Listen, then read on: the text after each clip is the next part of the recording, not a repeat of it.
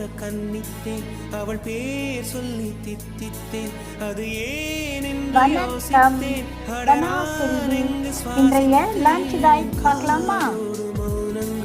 இதை பாருங்க, egg rice, ஒரு டிஃப்ரெண்டான எக் ரைஸ். இதனுடைய ரெசிபி நான் பிறகு வீடியோ போடுறேன். ரொம்ப டேஸ்டியாக இருந்தது. அடுத்தது கோஸ் பொரியல், பீன்ஸ் பொரியல். இந்த ஃப்ரூட்ஸ் பாருங்க, இது வந்து திராட்சை கிரேப். இது பாருங்க கிரேப் ஃப்ரூட். இது வந்து ரொம்ப நல்லது உடம்புக்கு. Golden plum.